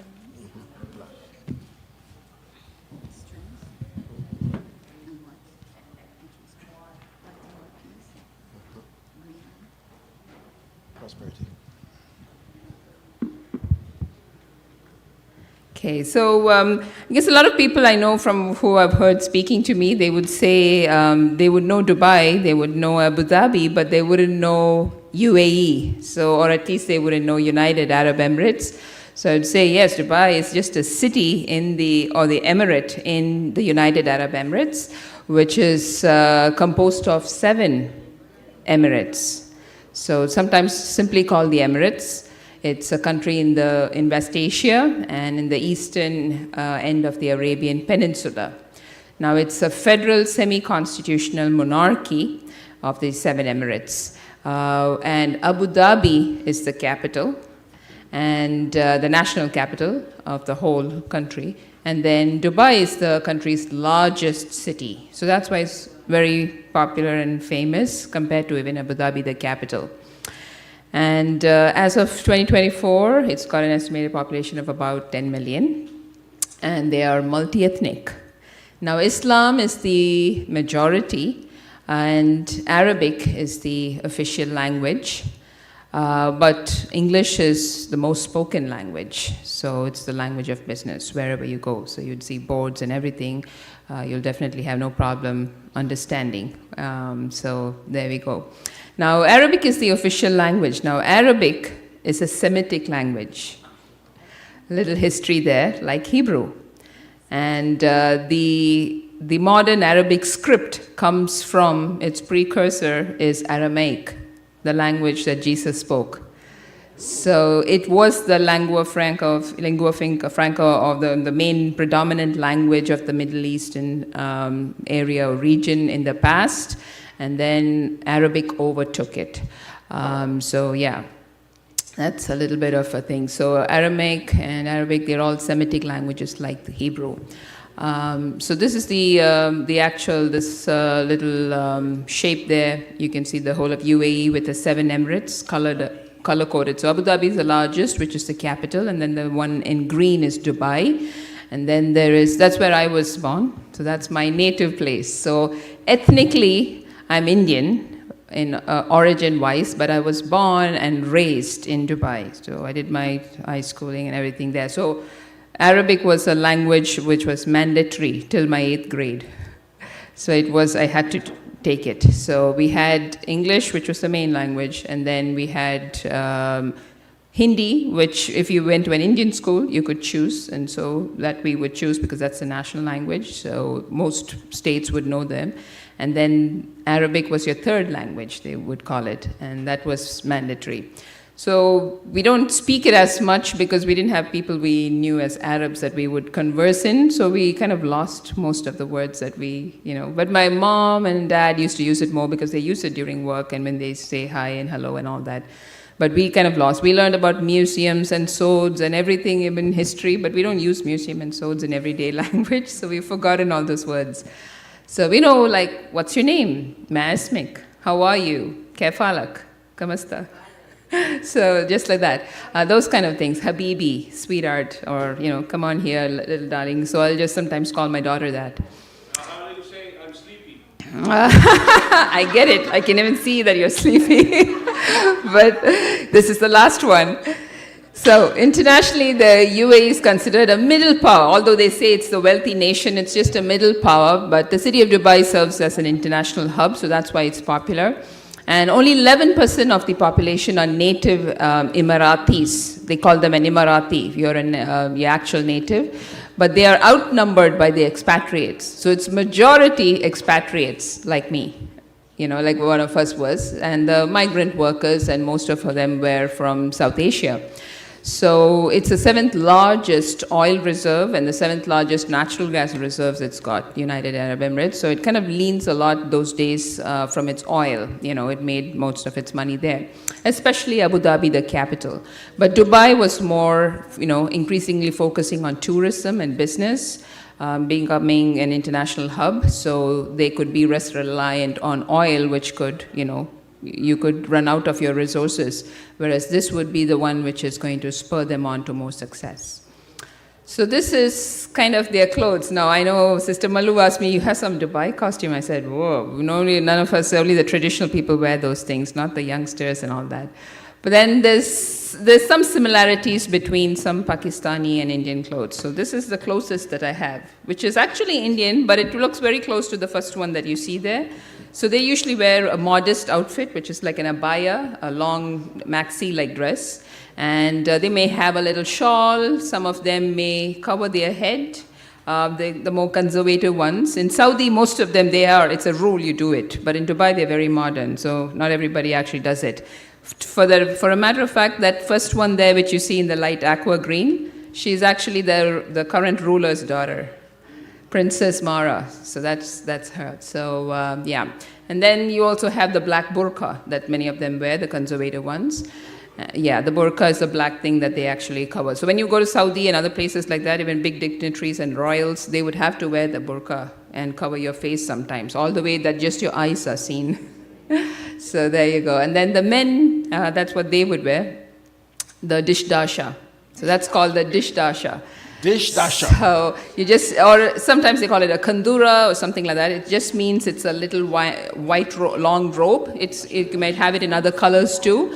And if you have an official formal meeting, then they have this black thing with the gold embroidery and all that. So you have official Emirates and all the politicians meeting. So that's how they would be. What do you call the second one, the pink one with the headgear, the red one? Yeah, it's the same thing. They just have a little scarf that goes with it. But I forgot the name of that. It doesn't come to my mouth right now, but I can find out. I just forgot the black thing that goes. We have that. Somebody gave it to us. Oh, is it? Okay. Visited there, so I forgot that. Okay. This is the kandura, and the dishdasha is the main thing. So that's why I just looked that up. So, yes, so the street food is very famous. I really miss my shawarma. That's the best shawarma is in Dubai. And the one you get here, yeah, no, it's nowhere near. Nobody puts hot sauce in shawarma. Shawarma and hot sauce, no, don't go together. And they say you can't handle spice. You're talking to an Indian. Like, we love our spices, but it's not in shawarma. So that's on the side you see there. Can anybody identify what the other one is? Falafel, there you go. Who said that? It was Sister Pauline?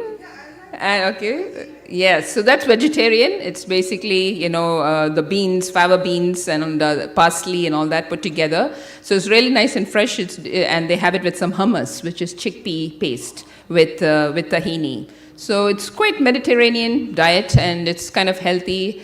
Then this is their national dish, which is kuzi, which is you have lamb, which is roasted, and then you have it on very fragrant, lightly spiced rice with lots of nuts, like hazelnuts and pistachio.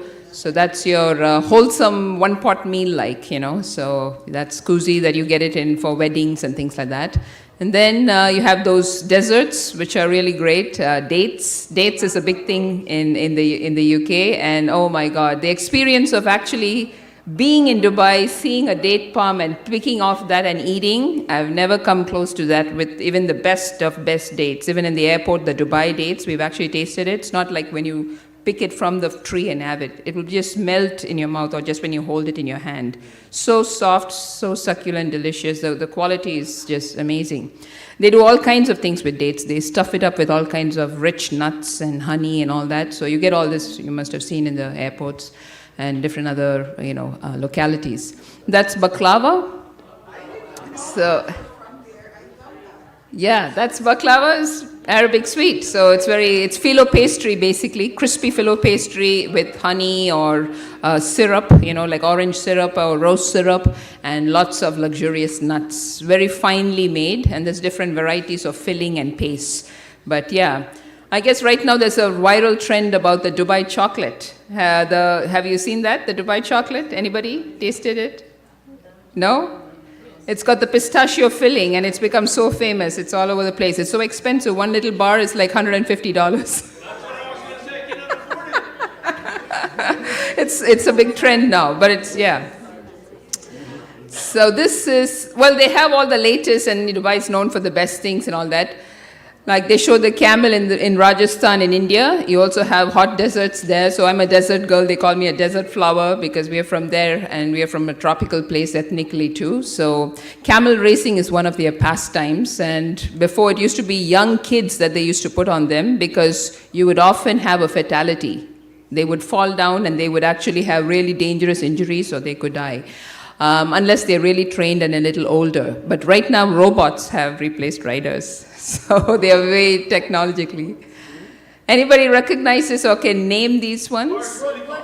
Which is Burj Khalifa? The middle one. Not quite. The tallest one, that's right.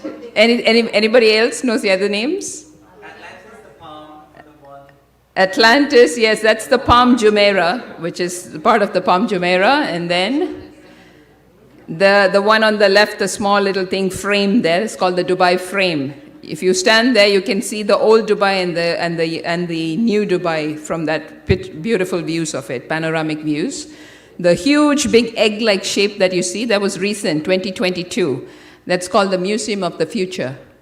So beautiful, spectacular thing. So just read up about it or just see the pictures. It will be mind-boggling. So it's just 2022. So they like to push the frontiers of technology, innovation, whether it's cars, whether it's everything. They just got a craze for everything to wow the world. So wherever they see something, they will come and do that 10 times better. So that's Dubai.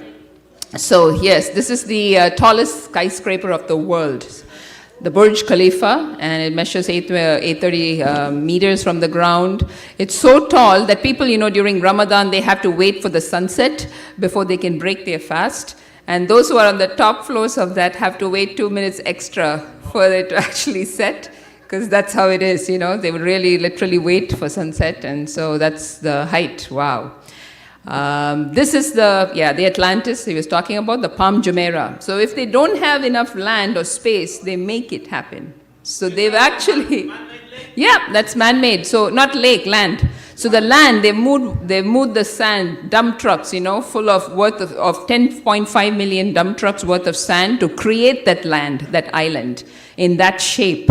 And to make sure it's steady, that they can have these kind of huge buildings, put on there, which they're putting a lot of money into. So yeah, so it stood the test of time. So this is the world's tallest hotel. So it's called the Javora.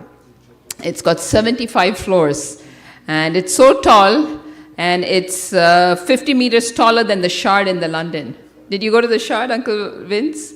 No. You didn't visit the Shard? The Shard is like a piece of glass. That's why it's called the Shard, like a shard of glass in London. It's the iconic new thing. Yeah, so you can see 365 degrees when you walk around the Shard building. But this is 50 meters taller than that, 56 meters above Eiffel Tower, for those who know that. So that's how tall it is. They always like to do the best and the fastest, the tallest, and the...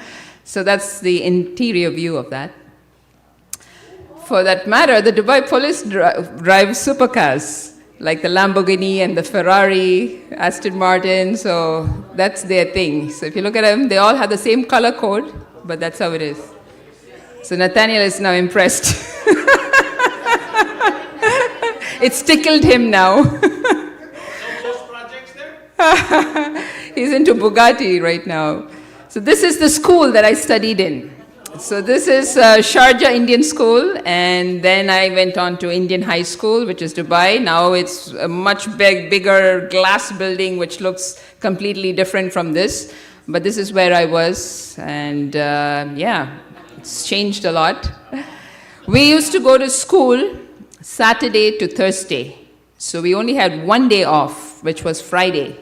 Friday was the only day off because that's their holy day, the Muslim holy day. So technically Friday night is when we used to go to Mass to St. Michael's Church because I was a Catholic then. So it was still Sabbath technically.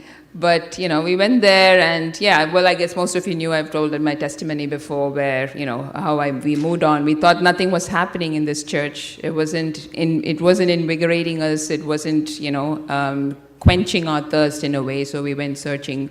So that's when we started going to charismatic churches in Dubai. And then later on went to a Pentecostal church. And then I met Jacob in the UK. And that's where I said...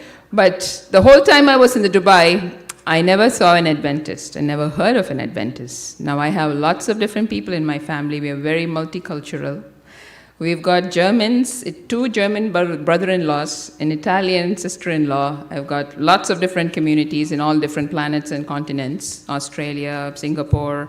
But I haven't heard. I've heard of Lutherans, I've heard of Latter-day Saints, Mormons, all of those.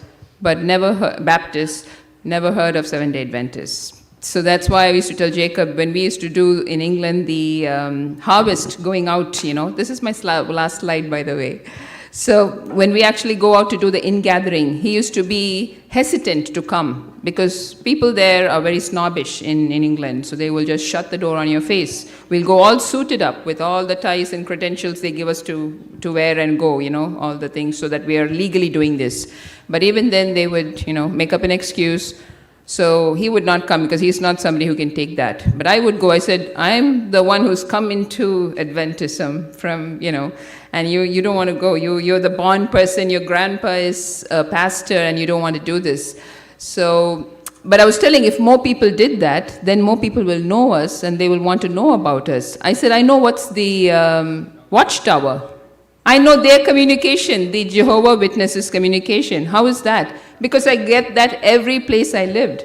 In Scotland, in England, in every place I've got that I've actually opened it and just read it, even though I know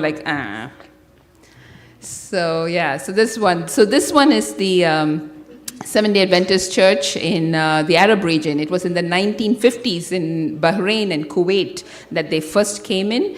And then in the 1970s is when the first Adventist workers came to the UAE from the Philippines, the Southern Asia, and the Sub-Saharan African countries. And in 2011, in Ras Al Khaimah, which is one of the Emirates. That's where my sister was born. We're just two siblings. And that's where it was first established, the headquarters of the Gulf region churches. So that's the Gulf field, that's what they call it.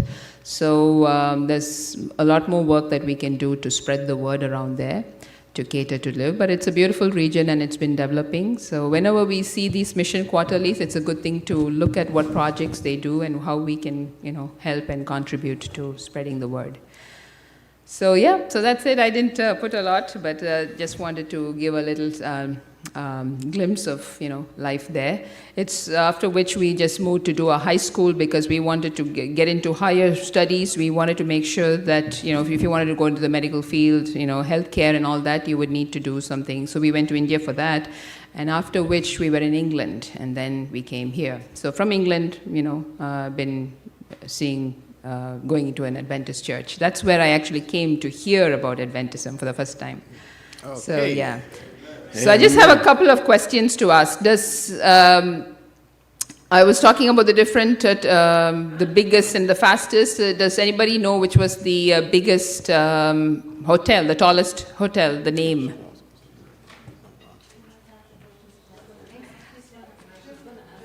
You got some questions? Okay. Thank you. Okay. So you want to give that back? What's that? No, she actually have gift too. I have a little goodie for those who answer the question. So I didn't know she was asking questions, but there we go. Okay, we have one more. One.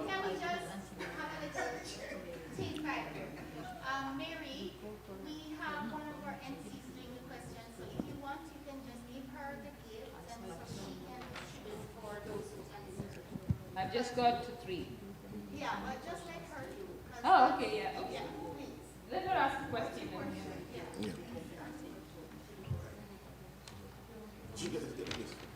Okay. I can understand that she really wanted to get into it, your place, right?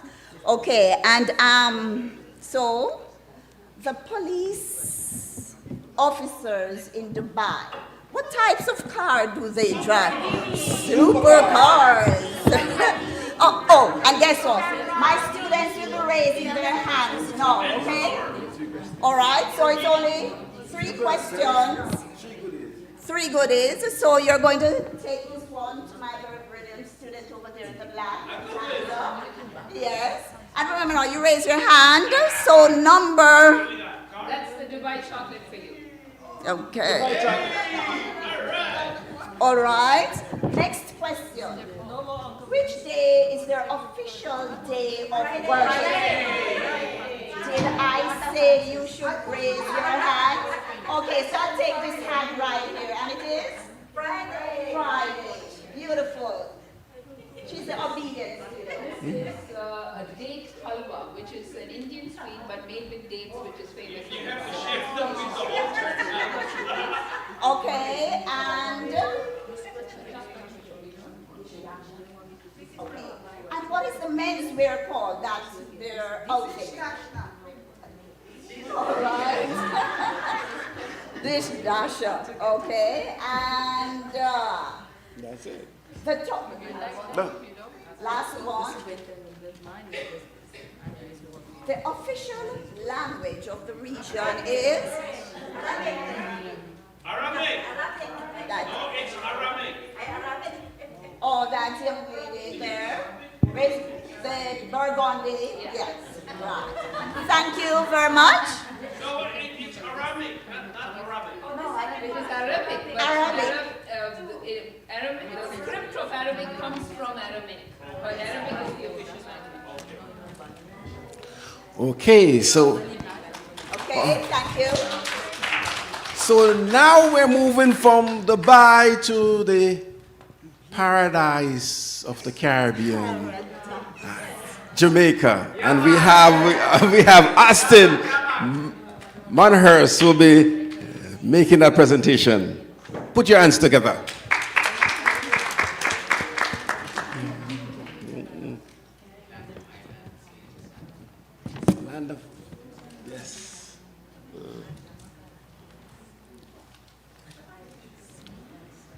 land, island, sea, and sand. Hail from Jamaica, man. Okay, so in the interest of time, because yes, we are almost out of time, I'm going to focus mostly on the flag. Okay. Is that okay? All right. Yeah, sure. Oh, you want to start?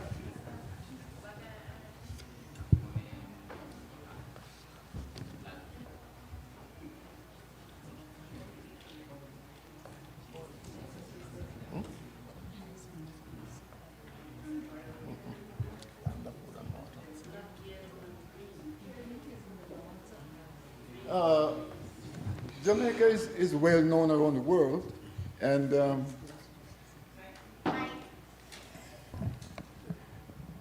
okay, Jamaica is well known around the world. It's a very small island country, just about 4,240 square miles. Very small compared to India. all these other countries. But if you raise the Jamaican flag anywhere in the world, it is unmistakably recognized. And it is a very unique flag. It has no red or white or blue in it. It was never copied from anybody else. When this flag was designed, it was designed from a people who are creative and original. So I'm going to step a little bit away from the flag and talk about the bandana. Jamaica gets the bandana from India. That's where the bandana comes from. And it's kind of interesting that our history touched the colonial history with the UK. And so we have a lot of stuff, a lot of mixture in Jamaica, and so the motto there is out of many, one people. And so we find it very interesting that Jamaica not only stand out as being unique, but we embrace every culture.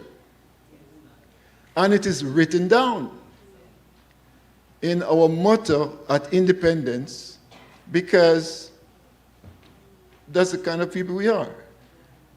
We are comfortable here. We will never feel intimidated, and we'll never intimidate anybody else. But we stand out and we resist oppression. If you try to restrict a Jamaican, you're just getting into trouble. It's not going to happen. The thing about Jamaica is that we'd say all black people are Africans. And some of that is true. And we were taken from the west coast of Africa and brought to the Caribbean and to the Americas and so on. But we have developed our own culture.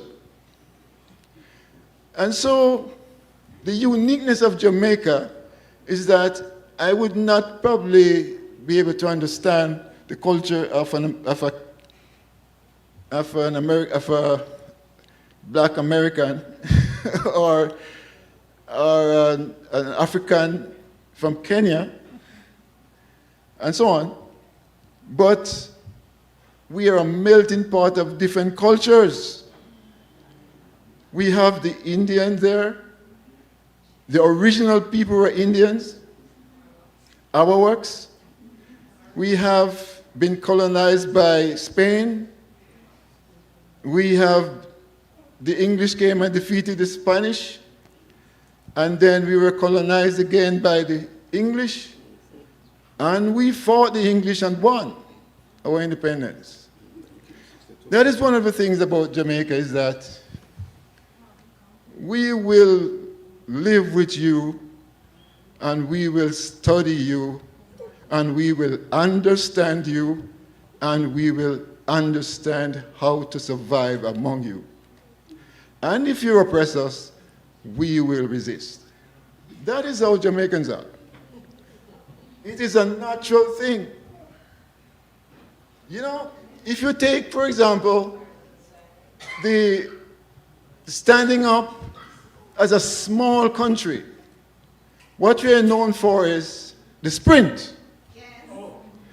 Now, if you consider a small country with 4,000 square miles and dominate the sprint, that is something to think about. And it is not just with men, it is with women as well. And it has been going on for a very long time. When it comes down to sports, the sprint is one of those. When it comes down to music, if you just raise the flag, you talk about Jamaican music, it dominates the world, really. In American culture, all around the world, if you just mention reggae, it is a thing. It is something.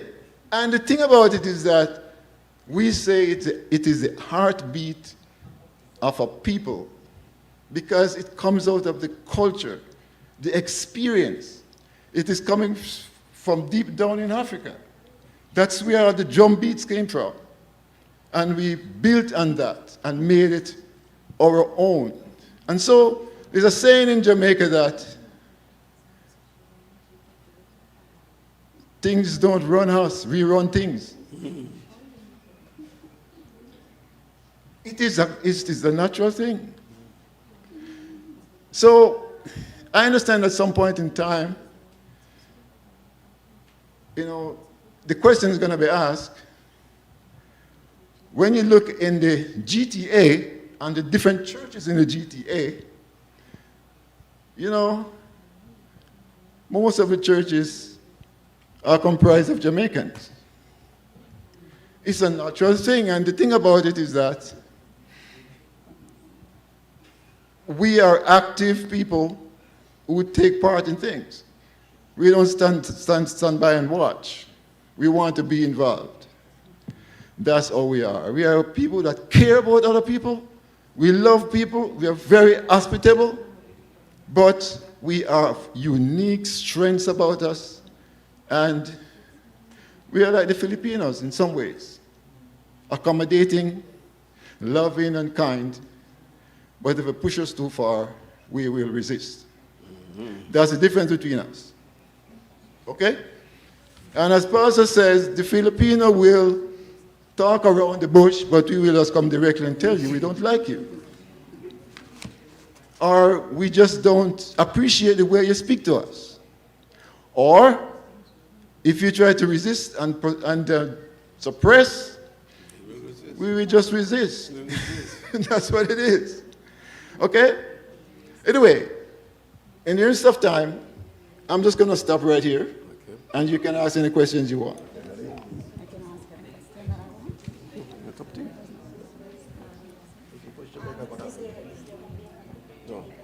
Oh, you're the only one for Yes. Jamaica? All right. Now, in the interest of time. All right. He says in the interest of time, but I'm Jamaican, you see, and I want to throw in a little bit that you didn't get. Yes. Now we're looking at our beautiful flag here, and our three colors.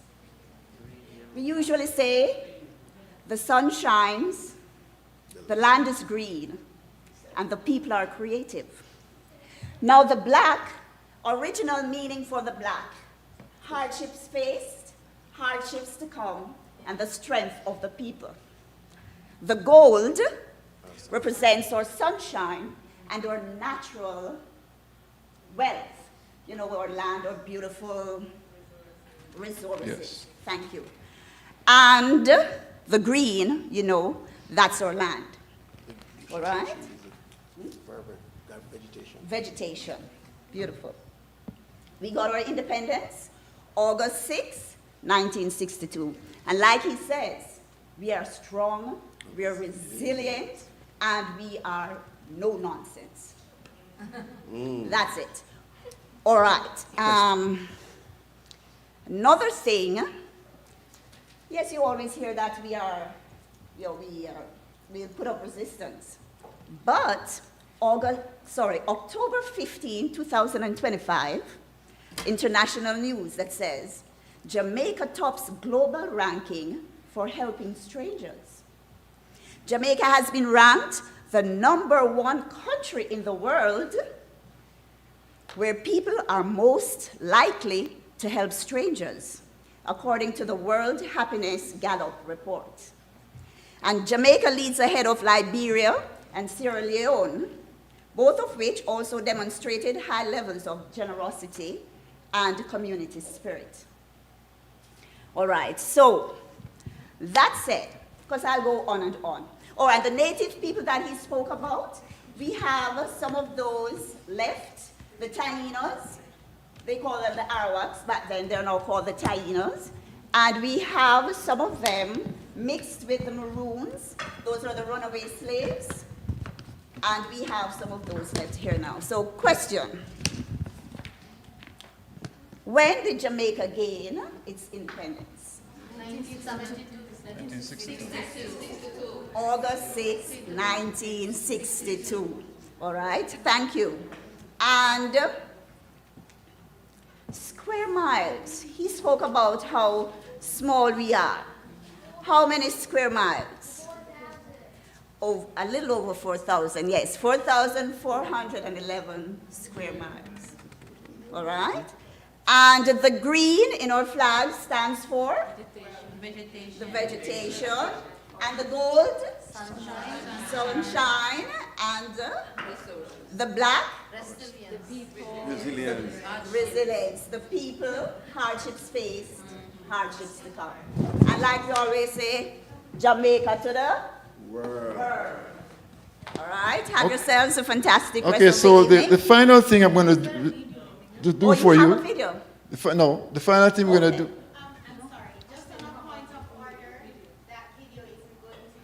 No. So the last thing I'm going to do for you is our pledge. We had to learn this. Yes. Every child in Jamaica learns this. And so we are proud of our pledge. And this speaks about who we are as a people. And it says, before God and all mankind. If you know it, please say it. Before God and all mankind, I pledge the love and loyalty of my heart, the wisdom and courage of my mind, the strength and vigor of my body, in the service of my fellow citizens. I promise to stand up for justice, brotherhood, and peace, to work diligently and creatively, to think generously and honestly, so that Jamaica may, under God, increase in beauty, fellowship, and prosperity, and play our part in the advancing the welfare of the whole human race. That is our pledge to you and to the world. Thank you all very much. And Nadine, I want to tell you something, Nadine. May I just say one thing before you go? Go right ahead. Sorry. And our national anthem is a prayer. Okay, yes. Yes. Okay. And I want to tell you that Bramalea Filipino Seventh-day Adventist Church is the melting pot of culture in all of Canada. All right. Okay. All right. All right. It was. Yes. I want to know, if, other than Christianity, do you have other religion in your country? Oh, yes, we do. As he had said earlier, we had quite a number of persons coming in. First, it was the Spaniards who came and colonized. The British took over. And you know that the Jews helped the British to beat the Spanish. And so we have Christians from the Europeans that came. So we have Christianity, we have Hinduism, we have Islam, you name it. Because we had Chinese coming in as indentured laborers, we had Indians coming in as indentured laborers. So when slavery had ended and they didn't have enough persons to work on the plantations, the Chinese and the Indians came in to help out on the plantations, and they were paid a little stipend, so they also came and did their thing. Yes, ma'am. I'd just like to add one major religious group in our country is Rastafarianism. Okay. All right, so you know that that's where Rastafari start. Originated in Jamaica. So like I said, we have the Christians, the Hindus, the Muslims, Rastafari. We have revivalism, and that is from our indigenous religion. Those are from our forefathers, the Africans, all right? Any other questions? Great. I want to thank all my guests from all across the world for being with us here today. And we have learned so much about your country, your culture, and thank you very much. We'll now hand over back to Clarita. Clarita. You coming to close up? Wrap up?